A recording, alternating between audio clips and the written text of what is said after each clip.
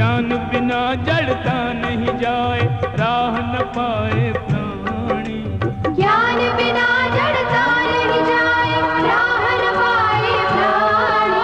ज्ञान कथाएं घट में रख ले, हो जा अंतर्ज्ञानी। ज्ञान कथाएं घट में रख ले, हो जा अंतर्ज्ञानी। ज्ञान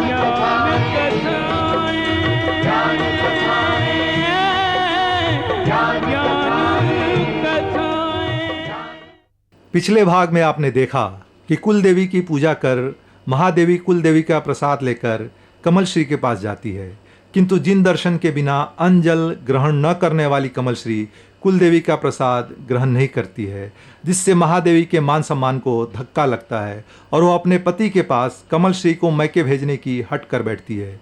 किंतु शांत स्वभाव के विषभसेन फिर से अपनी पत्नी को समझाते हैं और उन्हीं के कहने पर कमल श्री अपने पति हेमचंद्र के साथ जिन दर्शन के लिए जाती है, जिससे महादेवी को अपार कष्ट होता है। किंतु वापसी में पुत्र प्रेम देखकर उनका कोमल हृदय मातृ प्रेम से भर उठता है। फिर सास बहू एक ही थाल से खीर खाती हैं, जिसे देखकर मामी सास का कुटिल हृदय और कसैला हो उठता है। अब आगे।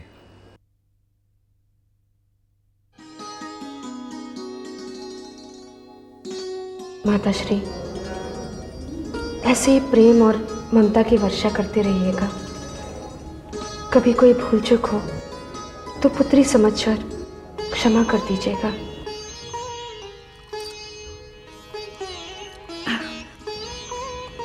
क्या हुआ भाभी? कुछ नहीं, मेरे मुंह में कंकर आ गया।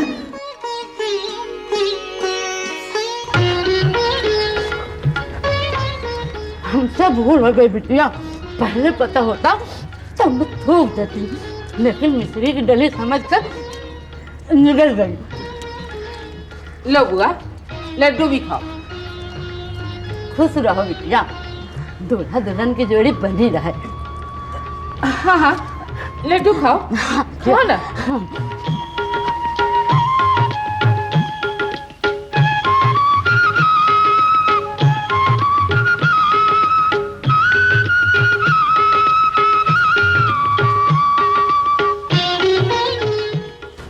प्रणाम माते।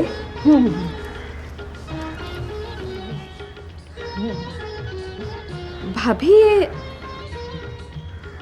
मैं कौन हूँ जानना चाहते हैं बिटिया? जरूर बताऊंगी, तनिक धोख और पेट में चला जाए तो। धीरे बुआ, धीरे धीरे धीरे धीरे धीरे तो सब कुछ हथिया लिया उसने। ये अब क्या कहती है? किसने क्या हथिया लिया? हाँ, सब कुछ हथिया लिया बिटिया उसने, सब कुछ। मैंने अपने बेटे का ब्याह बड़े लाड प्यार से किया था। जो भी बहू को देखता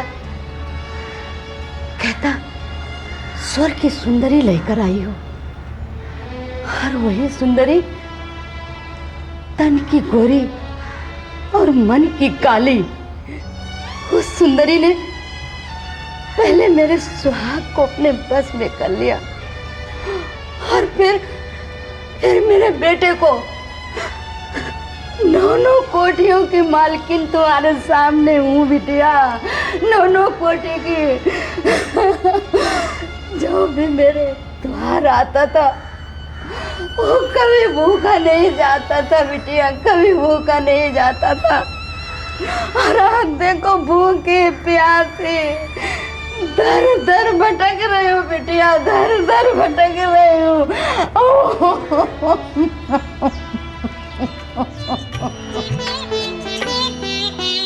विष्णु प्रभाव दिखाया, सारा स्नेह जलाया, ममतामयी माता के मन में विचार आया। वे कहीं अशुभ न हो, समझा जिन चरणों को वरदानी। वे कहीं अशुभ न हो, समझा जिन चरणों को वरदानी। घर घर जाकर भीख न मांगे इस घर की महारानी। घर घर जाकर भीख न मांगे इस बिटिया, तुहार जैसे घर मिल जाता है तो 2-4 को और खाने को मिल जाता है। अच्छा बिटिया, रात में खाकर पानी पी लूंगी। जीती रहो बिटिया, जीती रहो, खुश रहो बिटिया, दूल्हा दुल्हन की जोड़ी बनी रहे। जीती रहो, खुश रहो बिटिया।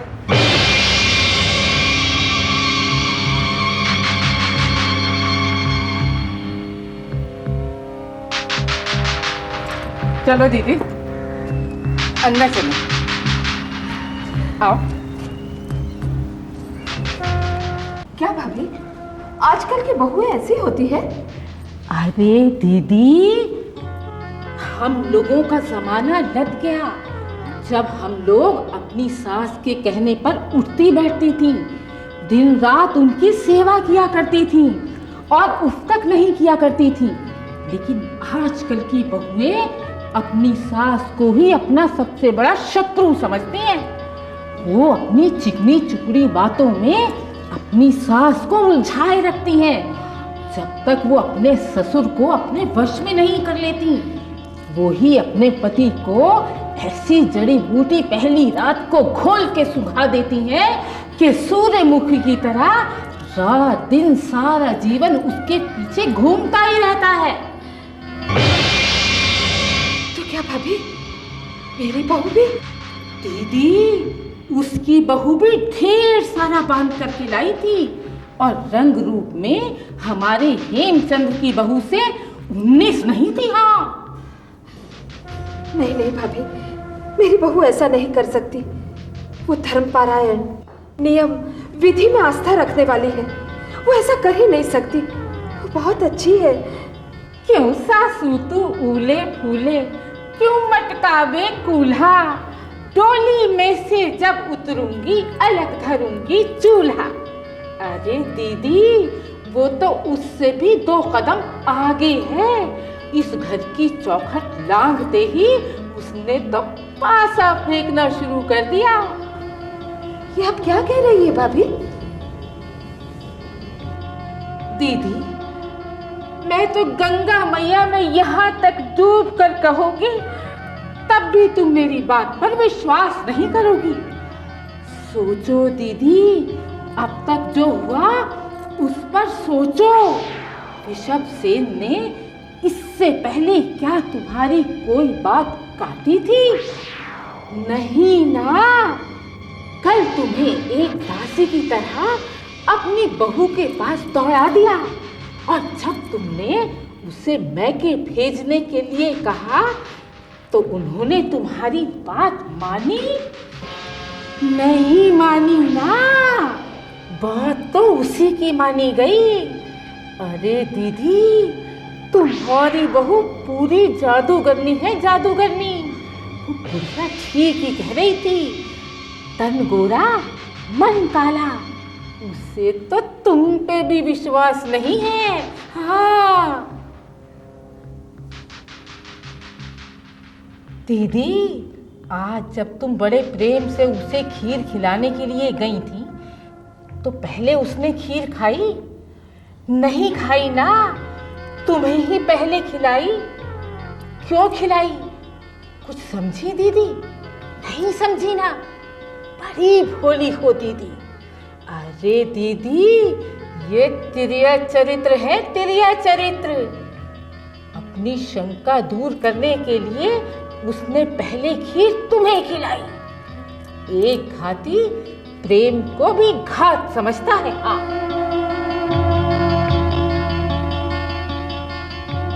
उसके हथकंडे तो देखो दीदी। रात की विधि अधूरी ही रही। तुम्हारे पुत्र को अपने साथ लेकर मंदिर चली गई। तुम्हारे साथ भी तो जा सकती थी। नहीं ना, तुम्हारे पुत्र को ले गई। तुम्हारा पुत्र आज बड़ा श्रवण कुमार बन रहा था। उसे अपनी माता पर बड़ा लाड आ रहा था। इससे पहले तो उसने नहीं कहा कि माता श्री, तुमने मेरे लिए ये कष्ट झेले, वो कष्ट झेले।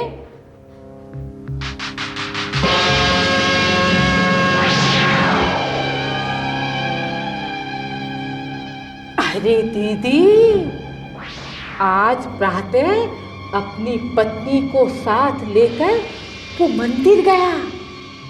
हाँ, ये चमत्कार है ना। आज की रात, बस आज की रात बीत जाने दो दीदी, इनकी मिलन की पहली रात। इसके बाद देखना, तुम्हारा पुत्र ही नहीं रहेगा। तुम्हारी गिनती दासियों में हो जाएगी। हाँ दीदी, दासियों में हो जाएगी। नहीं नहीं भाभी जी, ये अब ठीक कह रही है। एक एक करके उसने अपनी सारी हठी पूरी करवा ली। मेरे पतिदेव ही नहीं, मेरा पुत्र भी मेरे हाथ से निकला जा रहा है। लेकिन नहीं, मैं ऐसा नहीं होने दूंगी। नहीं, मैं मेरे पुत्र का वियोग नहीं सहन कर पाऊंगी, नहीं सहन कर पाऊंगी। नहीं। उसकी बिछाई हुई हर चाल को मैं पलट दूंगी। पिंजरे में रहने वाले पंछी की तरह उसकी पर काट दूंगी। दीदी, बंद पिंजरे में वो और फड़फड़ाएगी। फिर कौन कौन से पंख काटोगी? क्योंकि एक पंख तो तुम्हारा पति है और दूसरा पंख तुम्हारा बेटा है। तो मैं क्या कर सकती हूँ भाभी जी?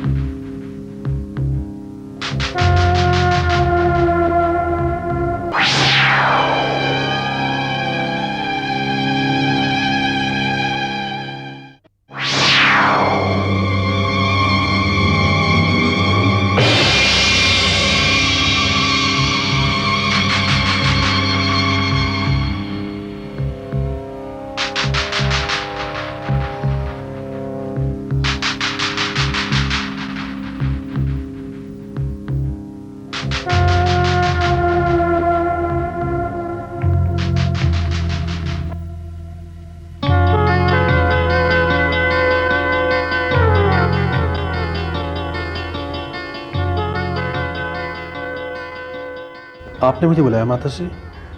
आओ पुत्र। दासिया बहू को तुम्हारे कक्ष में छोड़कर आई है। आज तुम दोनों को वहीं विश्राम करना होगा। जैसी आपकी आज्ञा। पुत्र, वह तुम्हारी अर्धांगिनी है। उसे तुम्हारी मित्र समझना और सप्रेम व्यवहार करना। समझ रहे हो ना तुम? जी माता श्री। तुम्हारे पिताश्री कहाँ है? जी कल होने वाले बहु भोज की तैयारी में व्यस्त हैं। हो, अच्छा, अब तुम अपने कमरे में जाओ। बहू तुम्हारी प्रतीक्षा कर रही होगी। ठीक है माता श्री। चिरंजीवी भव। पुत्र, तनिक ठहरो।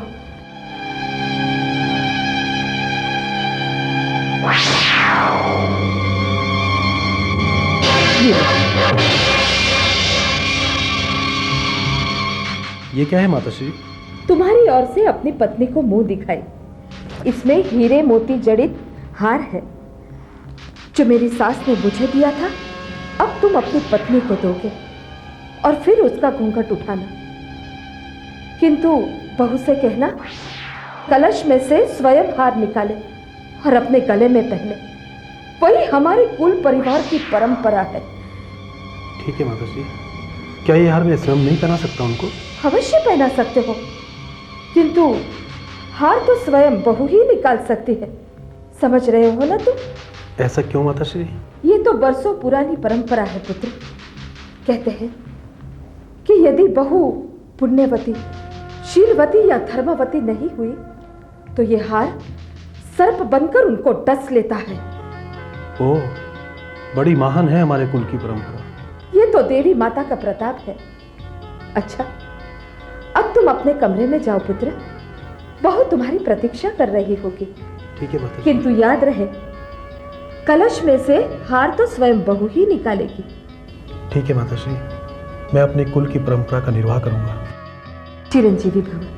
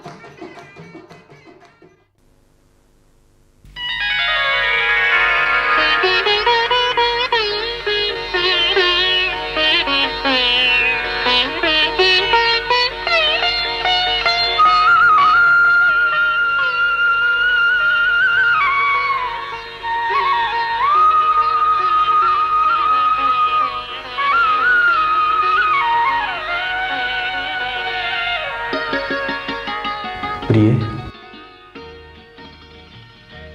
जी मेरा नाम कमलश्री है।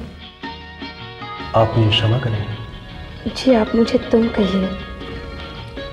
मेरी माताजी ने कहा कि पति परमेश्वर होता है। एक स्त्री के जीवन में सबसे ऊंचा स्थान उसके पति का होता है। इसलिए आप मुझे तुम कहिए, यह जो उचित। श्री, जी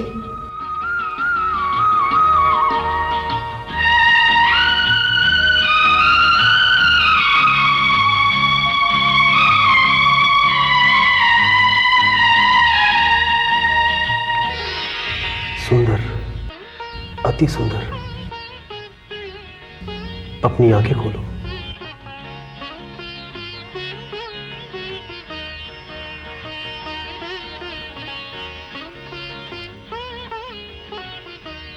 मैंने पिछले जन्म में कोई बहुत बड़ा पुण्य किया होगा, जो भगवान ने आप जैसी रूपवती को मेरा शीश मुकुट बना दिया। शीश मुकुट नहीं, मेरा स्थान आपके चरणों में है। चरणों में नहीं, मेरे हृदय में है।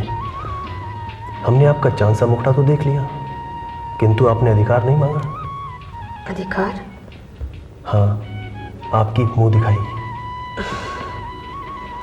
जी वो अधिकार नहीं, उपहार होता है, जो प्रसाद स्वरूप होता है, जिसमें देने वाले का प्रेम निहित होता है। यदि प्रेम अधिक हो तो उपहार की आभा भी बढ़ जाती है। अच्छा, तो ये उपहार मेरी भी प्रेम परीक्षा होगी।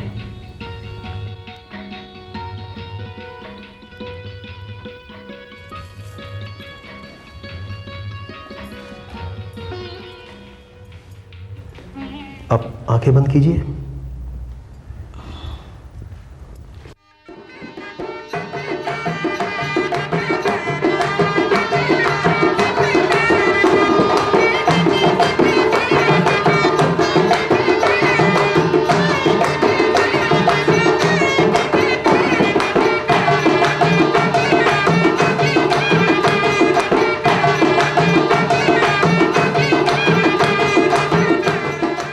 अब आप अपने हाथ आगे बढ़ाइए।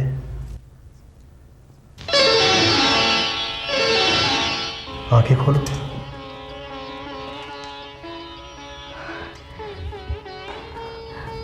सोने का कलश? हाँ, इसमें मेरी माताश्री का दिया हुआ हीरो से जड़ा हुआ सतलड़ा हार है। ये आपके लिए है। तो फिर आप ही से निकाल कर मुझे पहनाइए। श्री, ये हार मैं तुम्हें अवश्य पहना सकता हूँ, लेकिन इस कलश में से ये हार तुम्हें ही निकालना होगा। ये हमारे कुल की परंपरा है। और हाँ, ये तुम्हारे लिए भी परीक्षा होगी। जी, मेरी परीक्षा?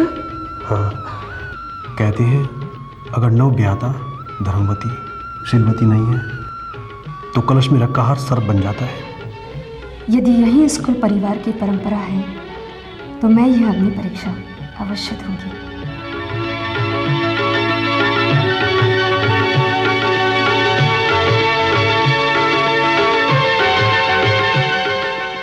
करनी के अनुसार जगत में सुख दुख पाए प्राणी। करनी के अनुसार जगत में सुख दुख भोगे प्राणी। नाग का हार बना कैसे लो, प्रस्तुत है ये कहानी।